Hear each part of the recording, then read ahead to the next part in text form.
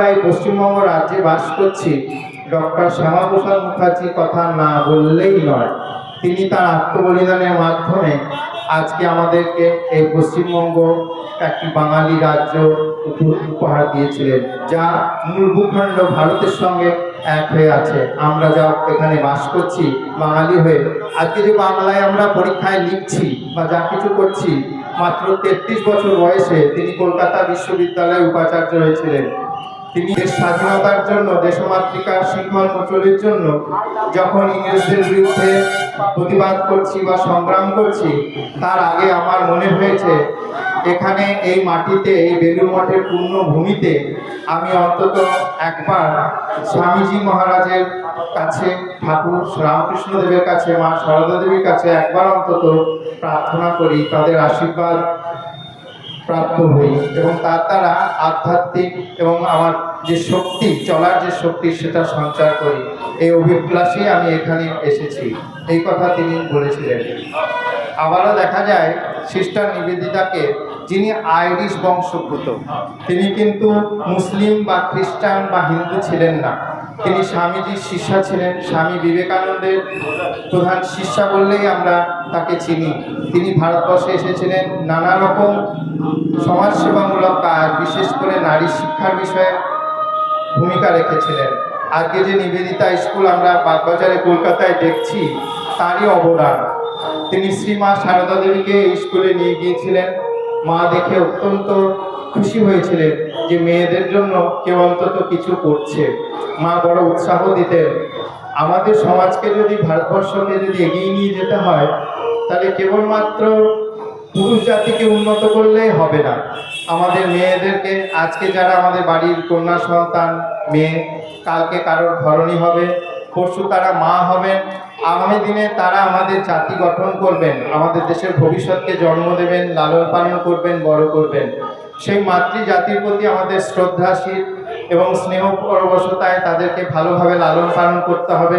হিন্দু, মুসলিম, আদিবাসী, সাঁওতাল সব ঘরের সব কন্যা সন্তানকেই যোগ্য, সম্মান, ভালোবাসা, লেখাপড়া শিখিয়ে আমাদের মানুষ করে তুলতে হবে।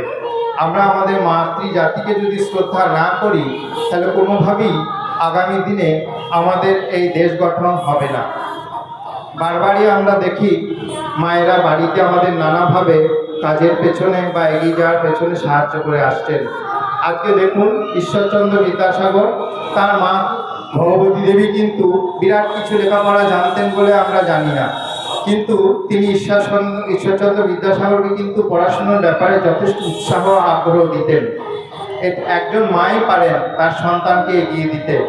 আজকে আমরা যা কিছু হয়েছি, এই মাটিতে দাঁড়িয়ে আছি, প্রথমে আমাদের মায়ের ভালোবাসা, আশীর্বাদ, তাদের লালন পালন, তাদের শিক্ষা এবং সর্বোপরি আমাদের পিতা এবং আমাদের বংশের শিক্ষা। আমরা বিভেদ নিয়ে এই ভারতবর্ষকে কোনোদিনই আগিয়ে নিয়ে যেতে পারবো না। হিন্দু, মুসলমান, বৌদ্ধ, জৈন, শিখ, খ্রিস্টান, সকল জাতির, সকল ধর্মের মানুষকে, বিশেষ করে পিছিয়ে পড়া মানুষকে যদি আমরা সহযোগিতা করে শিক্ষার আলোয় আলোকিত করে এগিয়ে নিয়ে যেতে পারি, তবেই একটি ভালো দেশ গঠন বা একটি ভালো জাতি গঠন করতে পারব। অনেক ক্ষেত্রে, অনেক বক্তৃতাতেই আমরা বারবার শুনি, দোষারোপ করতে দেখি এক রাজনৈতিক দল আর এক রাজনৈতিক দলকে, এক সংগঠন আর এক সংগঠনকে। একটু ভালো করে ভাবার দিন এসেছে, আমাদের লক্ষ্যটা কি? আমরা প্রথমে মানবিক হব, মানুষের প্রতি ভালোবাসা, মানুষের প্রতি দায়বদ্ধতা, এটাকে নিয়ে এগিয়ে যাব। সবার উপরে মানুষ সত্য, তাহার উপরে নেই। যেজন সেবিছে, জীবে সেবা করে যেজন, সেই জন সেবিছে ঈশ্বর, স্বামী বিবেকানন্দের কথায়। এইটাকে প্রাথমিক করে আমরা আগামী দিনে আরও এগিয়ে যাব। এই সংগঠন মানবিক সংগঠন। আজকে পানাগড়ের ওখানে রক্তদান শিবির চলছে। আপনারা কি বলতে পারবেন এই রক্ত কোন রোগীর শরীরে, কোন মনুষ্য রোগীর শরীরে যাবে? সে কোন জাতির সন্তান?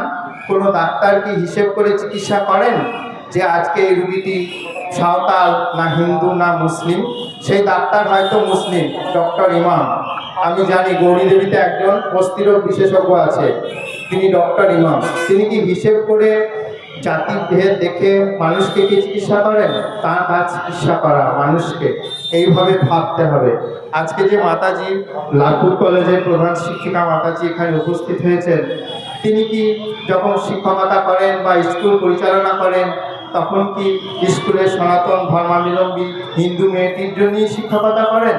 না, একদমই ভুল। তার কাছে সকল ছাত্রী তার সন্তান সমান।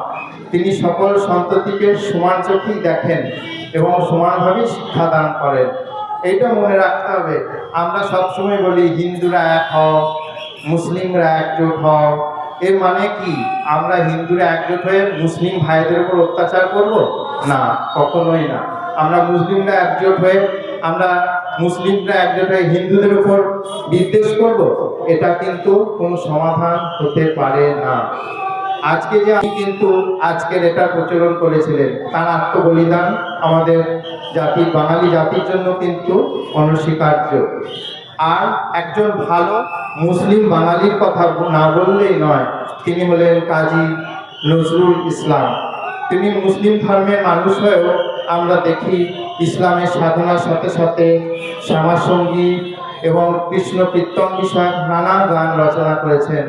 যদি পরম স্রষ্টার আশীর্বাদ কৃপা তার উপর বর্ষিত না হতো, তিনি একজন মুসলিম সন্তান হয়ে কিভাবে এটা করতে পারতেন? এই সমস্ত মহান ধার্মিক মহাপুরুষদের কাছে শুধুমাত্র নিজের জাতিগত ধর্ম বা বর্ণের মধ্যেই তারা সীমাবদ্ধ রাখেন না নিজেদেরকে। তারা এটাকে প্রসারিত করেন জাতির কল্যাণে, দেশের কল্যাণে, মানব কল্যাণে। প্রত্যেক ধর্মেরই তিনটি দিক আমরা দেখি। একটি পৌরাণিক বা ঐতিহাসিক দিক, তার প্রত্যেকে উৎপত্তি বা সৃষ্টি হয়েছে তার ইতিহাস আমরা জানি। একটি উপাসনাগত পদ্ধতি, সেখানে ভিন্নতা আছে। এবং সবশেষে দার্শনিক দৃষ্টিভঙ্গি, সেখানে কিন্তু সব এক, সেখানে আলাদা কিছু হয় না। ভগবান রামকৃষ্ণ পরমহংসদেবের কথায় একটি পুকুরে অনেকগুলি ঘাট আছে। হিন্দুরা জল নিচ্ছে, সেই ঘাটের জল নিচ্ছে, যে ঘাটে সে ঘাটে জল বলছে। মুসলিমরা জল নিচ্ছেন, তারা পানি বলছেন। খ্রিস্টানরা অ্যাকোয়া বলছেন। জল তো সেই একই পুকুরে, যত মত তত পথ। এই কথাটাই আমরা এই বিভেদের মধ্যে যে ঐক্য, সেটাতে আমাদের মহাপুরুষদের কাছ থেকে এই বার্তায় পেয়ে আসছি। আমাদের এগুলো মনে রাখতে হবে। শুধু স্বাধীনতা দিবসে পতাকা তোলা, জাতীয় সঙ্গীত গাওয়া, কিছু বিভেদমূলক বক্তব্য বা তার সঙ্গে সঙ্গে কাউকে ছোট করা, মনে কষ্ট দেওয়া, আঘাত দেওয়া নয়। এই ভারতবর্ষকে, এই সমগ্র জাতিকে এগিয়ে নিয়ে যাওয়ার জন্য আমাদেরকে খুব দায়িত্ব নিতে হবে। আমাদের বাড়িতে যে ছোট ছোট ভাই বোনেরা, সন্তান সন্ততিরা বেড়ে উঠছে, এদেরকে ভালো করে লেখাপড়া শেখাতে হবে। লেখাপড়ায় হয়তো সবাই খুব যে ভালো ফল করবে এমনটা ভাববার কোনো কারণ নেই। তাহলে এদের কি করতে হবে? কারিগরি শিক্ষা, কর্মমুখী শিক্ষা, এমনকি চাষবাসটুকু যদি ভালো করে শেখানো যায়, তারা কর্ম করে খেতে পারবে। তাদের মধ্যে এই যে একটা এগিয়ে দেওয়ার যে চিন্তা, এটা আমাদেরকে করতে হবে। আমাদের পাড়ায় পাশের বাড়ির যে লোকটি খুব অসুস্থ হয়ে পড়েছে, তিনি যে ধর্মেরই লোক হোক না কেন, তিনি যদি আর্থিকভাবে খুব অসুবিধায় আছেন, আমরা চাঁদা তুলে সকলে মিলে তাকে সাহায্য করে হাসপাতালে চিকিৎসার ব্যবস্থা করব। কেউ মারা গেলে, কারোর কোনো অসুবিধা হলে আমরা সাহায্য করব, পাশে দাঁড়াবো। এটা হচ্ছে মানব ধর্ম। রক্তের মতো অমূল্য কিছু হয় না, তাই রক্তদান শিবির তো এই সংস্থা করেই চলেছে। এই সংগঠনে আরেকটি ভালো দিক দেখলাম, এখানে 3টি ইসলাম সংগঠনকে এক করেছেন এনারা। এটা সাধুবাদ জানাই। আগামী দিনে শুধু 3টি সংগঠনকে এক করা নয়, আমরা বৌদ্ধ, খ্রিস্টান, সনাতনী, হিন্দু, ইসলাম সকল ভারতবাসী যাতে এক হতে পারি, সেই চেষ্টা আমরা করব। এটাই আমরা আশা রাখছি সকল ভারতবাসীর কাছে। আমাদের কাছে যখন কোনো ফর্ম ফিল আপ হয়, তখন আমরা দেখি যে ওখানে রিলিজিয়ান লেখা হয়। রিলিজিয়ানে কি, আমরা কেউ হিন্দুজিম লিখি, কেউ মুসলিম লিখি, কেউ খ্রিস্টানিটি লিখি। কিন্তু যখন আমাদেরকে সিটিজেন লেখা হয়, তখন আমরা ভারতীয়, এই কথাটা ইন্ডিয়ান লিখি।